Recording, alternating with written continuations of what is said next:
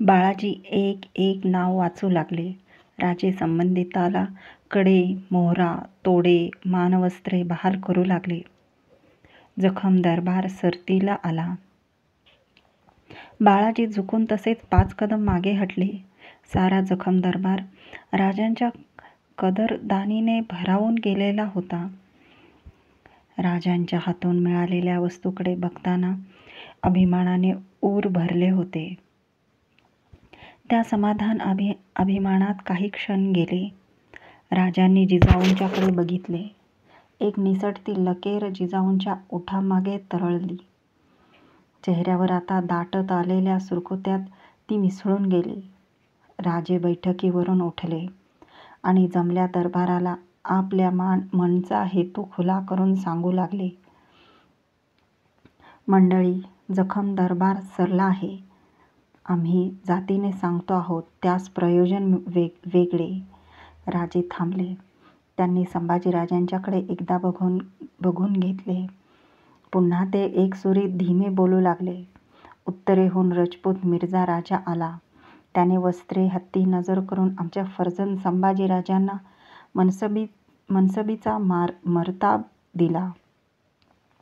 आग्र्यात भरल्या दरबारी बादशहा औरंगने त्यांना रत्नजडावाची कट्यार बक्ष केली. औरंगाबादेस शहजादा शहा आलमने त्यांना हत्ती नजर करून मानाची वस्त्रे बहाल केली.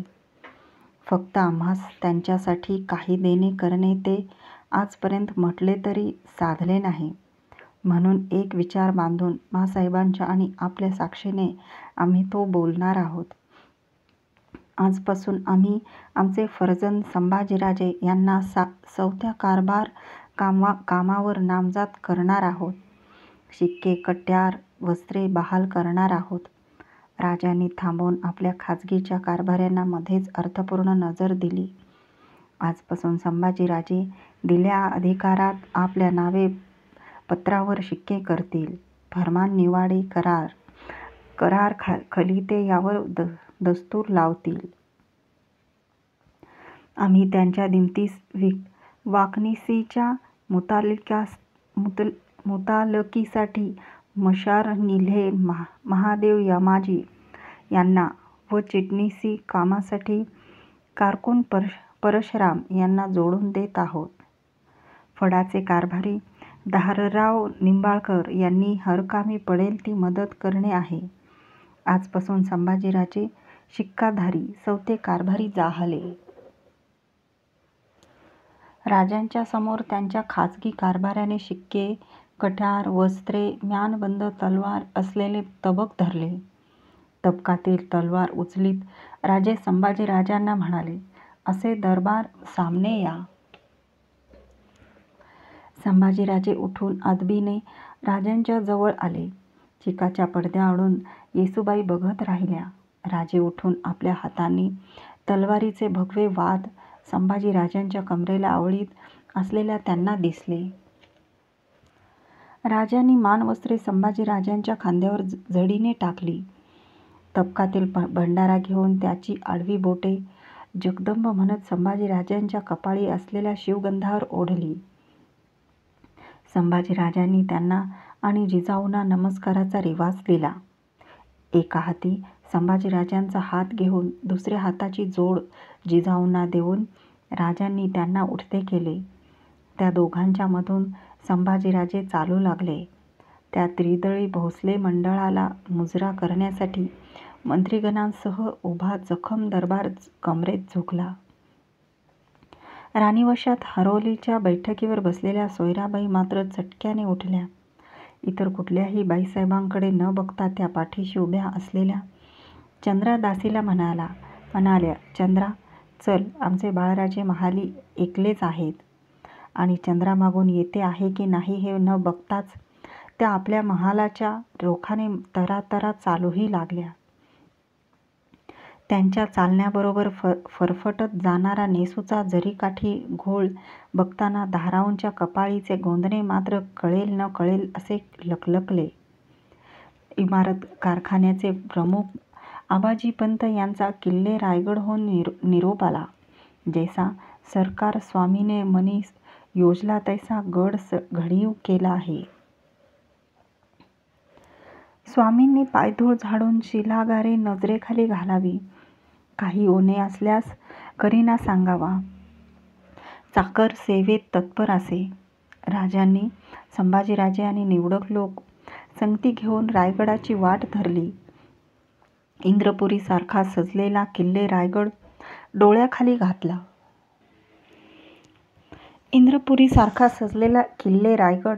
डोळ्यांखाली घातला. जेवढे राजांनी मणी धरले होते त्याहून दशगुणी रूपवान गड कारागिरांनी सजविला होता. जसे चांदण्या रात्री स्वर्गीचे शिलावट गड माथ्यावरून अल्लाद उतरून घडीव दगडाची नजरखेच रांगोळी रेखून पसार झाले होते. सजला गड पाहून राजे संतुष्ट होऊन राजगडी परतले. त्यांनी राजज्योतिषी आणि कुलोपाध्याय प्रभाकर भट यांच्या मसलतीने राजगड सोडण्याचा आणि रायगडी प्रवेश करण्याचा मुहूर्त काढला. ही खबर आपगतीने गुंजन मावळभर पसरली. काळीज वेडी कुणबाऊ माणसे तांड्या तांड्यांनी राजगडावर येऊन भोसले मंडळाचे दर्शन घेऊ लागली. पुढे होऊ घातलेल्या धरणीकंपाची कशी कुणास ठाऊक, पण मधमाशांना चाहूल लागते. मग कपारीला लटकलेल्या पोळ्यात ते सोडण्यापूर्वी त्यांची विचित्र चाळवाचाळव सुरू होते. तशी गडावरची सारी मने दाटल्या भावनेने भरून येऊ लागली. हत्यारबंद धारकऱ्यांच्या पहाऱ्यात प्रथम जामदारखान्यातील जड जवाहिरातांचे मोहोरबंद पेटारे हालले. संभाजीराजांच्या मनाच्या जमातखान्याची मोहोर मात्र कुणीतरी आपल्या अज्ञात हाताने खोलली. आजवर खोलवटात जाऊन ठेवलेल्या आठवणीचे जड जवाहर बाहेर पडले. कधी पोहण्याच्या टाक्यावर, तर कधी रोवलेल्या मल्लखांबासमोर, कधी कालेश्वरीच्या मंदिर गाभाऱ्यात, तर कधी होळी चौकात, तर कधी संजीवनी व पद्मावती माचीवर ते कोणाला संगती न घेता एकटेच फेर टाकू लागले. गडाच्या दप्तरखान्याचे बांधीव घट्टे मावळ्यांनी डोकीवर वाहून गड पायथ्याशी नेले.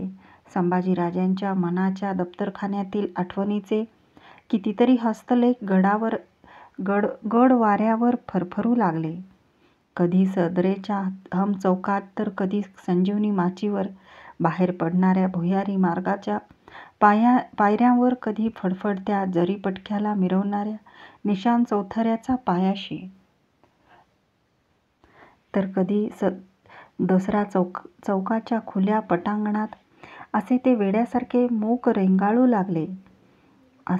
अस्वाब खान्यातील जरी वस्त्रांची गाठोडी गडाच्या कुणबिनीने आवळली. संभाजीराजांच्या अंतरीच्या आसवाबगारात घटनांची कितीतरी वस्त्रे सळसळून उठली. कधी थोरल्या माँसाहेबांच्या खासे महालात, तर कधी आबासाहेबांच्या बैठक महालात, कधी अष्टभुजा जगदंबेची मूर्ती उभी असलेल्या देवमहालात, तर कधी रंगबेरंगी घटनांचे पडदे आडपडदे सळसळत आहेत असे वाटणाऱ्या दरुणी महालात ते एकलेच पायफेर टाकू लागले. शिलेखान्यातील भाले, तलवारी, कट्यारी, बोथाट्या, ढाला घोड्यांच्या पाठीवर टाकण्यात आल्या. अवजड तोफांची भांडी हत्तीवरून मार्गी लागली. संभाजीराजांच्या मनाच्या शिलेखान्यात विचारांची कितीतरी हत्यारे एकमेकांवर आदळू लागली. हा गड सोडणे आहे. जेव्हा मनाचा दाटवा झाला तेव्हा जिथल्या वाऱ्याशी कानगोष्टी केल्या, जिथल्या भिंतीवर माँसाहेब आणि महाराजसाहेब यांचे श्वास रपून बसले आहेत, जिथल्या पाखरांचा झाडांच्या गजपणात उठलेल्या सांज कालवा मणिशिक्के मूर्तबासारख्या ठसून बसल्या आहे.